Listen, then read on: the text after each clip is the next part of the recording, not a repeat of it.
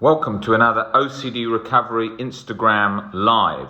I'm going to be talking a little bit today about the sort of mechanisms behind some of the other anxiety disorders, not just OCD. Because what happens is OCD I cover a lot on here, and people who have other disorders that very easily stem off the same thing get stuck and always ask me, Rob, why don't you cover that? I really need help with that. Now let's talk about generalized anxiety disorder a bit today.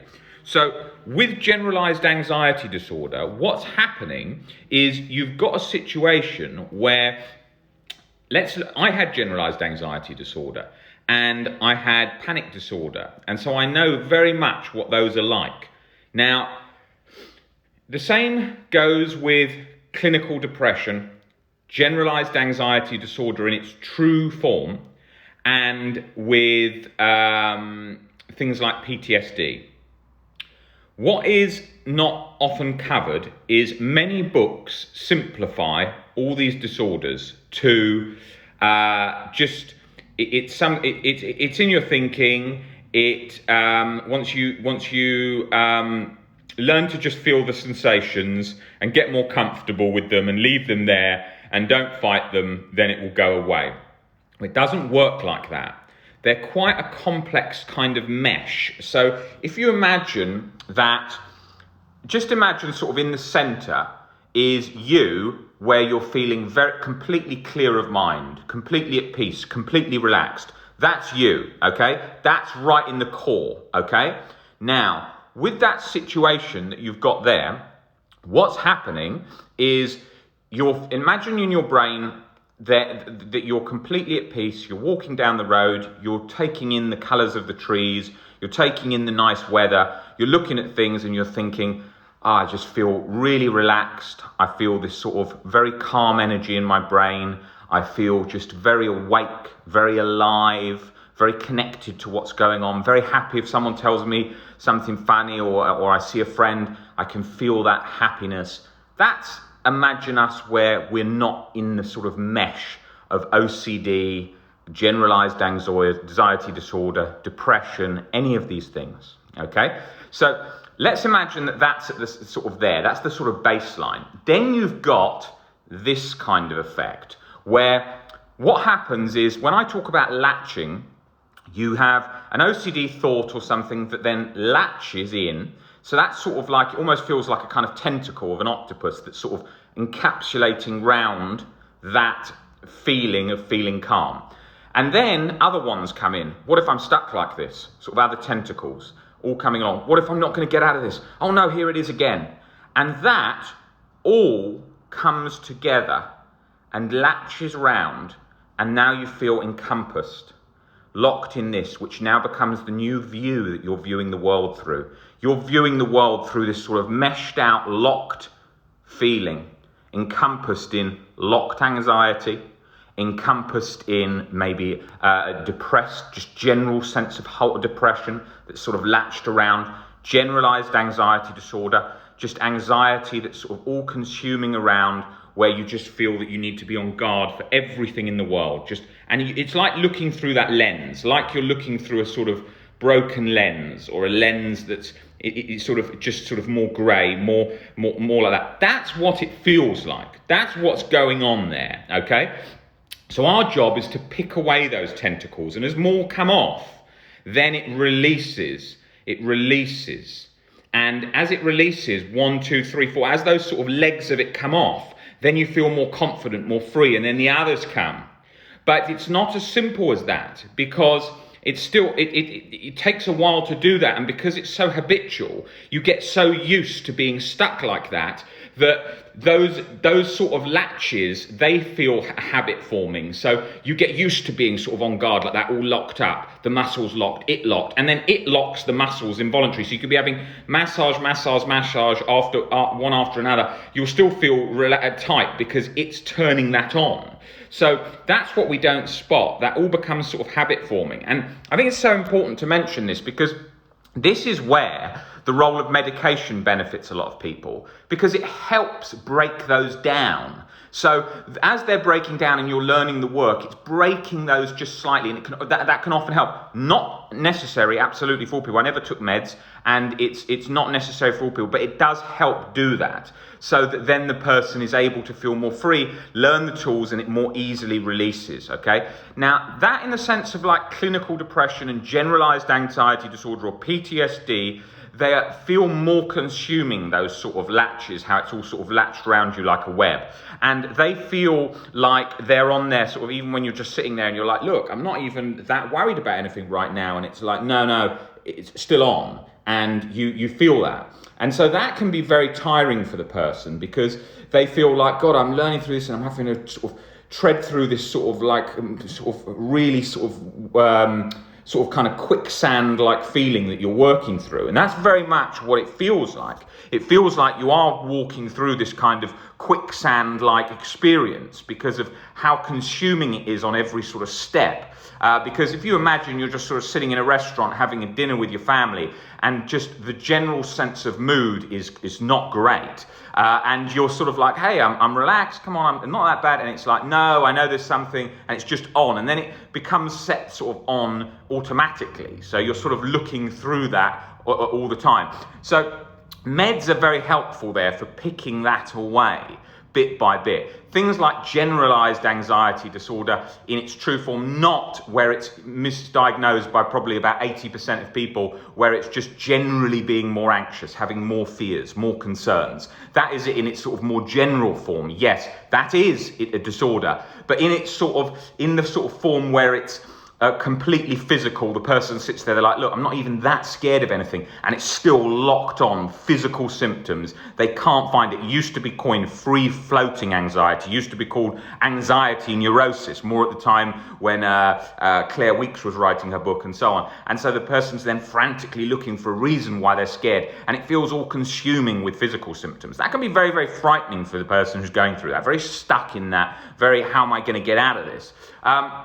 So that's where meds will help with that, and exercise, vital. I never took meds, but I did a hell of a lot of exercise. So if you're working out, you've got to set up a balanced plan of how you're going to work out, but you want to be aiming to work out quite a lot, lots of cardiovascular, lots of physical, lots of weight training, that kind of stuff. That will really help lifting this mood and chipping away at this whole thing. You've got to view it as like, how I was saying, like this kind of like octopus-like effect.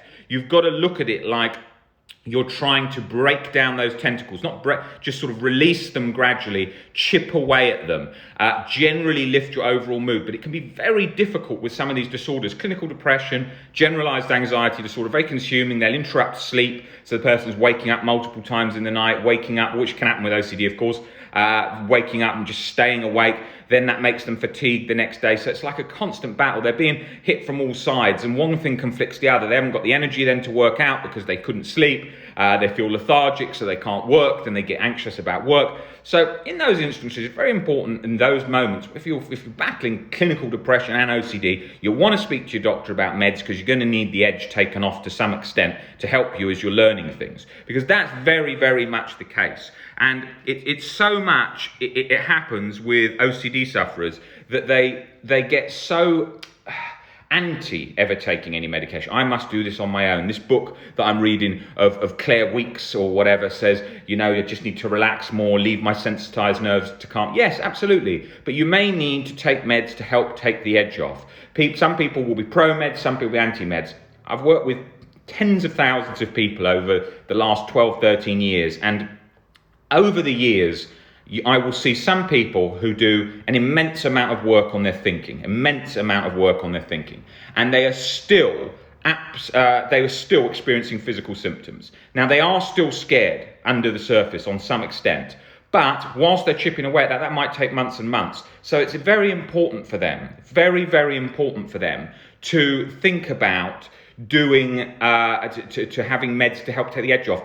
Often those people go on meds, completely the load off, complete shift, complete difference. Some other people, no difference at all. It's different with different people. But if you're in a position where you're suffering with clinical depression, you're suffering with OCD, you've got generalized anxiety disorder, speak to your doctor, have a look at meds, because it will really help take the edge off in a lot of cases, and it usually involves playing around with a few different medications to get used to it. It's not a sort of one medication for everyone. It takes a bit of playing around to get it right. But once you get it right, then you're in a really good position. And I think that's very important, because with generalized anxiety and depression, they are so consuming. They do sort of feel like you're completely latched from all angles, and it's very difficult once sleep's really affected, or you're basically just even going for a workout, you're drenched in sweat, palpitations all the time. It makes life pretty challenging. So having something to help take the edge off people often need a push with OCD. Because they're scared of taking meds or scared of the side effects, they often need a push. And that's very important in those instances. I see people as well, another thing to talk about, I see people as well that have basically done loads of work. They are in a position where they're more or less completely better. They can't see any problem, but they've got some lingering physical symptom, because there's something they're still scared of to some extent. And they don't see that that's relating to anxiety till they do take meds or they do get under that fear. And I think that's very important, because what happens is it's very easy to miss it. People come into me all the time, I've got this test for my stomach, this test for my for dizziness, and this test for something else. Often people have genetic conditions, okay? I had a genetic condition. My father has very bad GERD, gastroesophageal reflux disease, has been on medication his whole life for his stomach. So genetically I had that anyway, so I was predisposed to that. So with anxiety as well, that flared that all up a lot. So you've got to look at these things you've got to look at all these situations as things where you need to give yourself extra compassion and think, could I do something to help myself just a little bit here? Is there something that I could do that could just make a little bit of difference? And often that is medication in those situations. That you don't have to be on it forever. Some people do choose to stay on it for a long time, but you don't have to be on it forever. But if it can help pick away at that, it's very helpful, because of how draining those things can feel.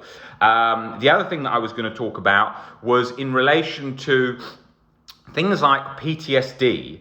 That is probably going to require often a lot of exposures to get into those core fears, and more importantly, looking at the irrational beliefs relating to those situations in how you saw the world. Generalized anxiety disorder, clinical depression are very much related to your perspective, your overall view of how you are seeing the world, how you see the world, okay? So your view of the world is creating that feeling that we're functioning as we're walking around. Because as we're walking around, that is our world in here. This is our world in here, right? So when we're walking around, we are feeling and experiencing our view, our lens of the world. So once that's disrupted, our whole internal world feels different, grey, anxious, misty, lethargic, all these things. So that's why it's so important looking at how this whole web that's pulling round is there. And it will come off at times, especially with OCD. It comes off like that, and you think, oh my God, I didn't even have OCD. I was feeling completely fine. But the intrusive thoughts will come through, because you'll always be able to think. You'll always be able to think of like a vegetable. You can think of a carrot, for example, even if you're on the highest dose of meds. Some people are panicking. Oh my God, it won't stop the thoughts.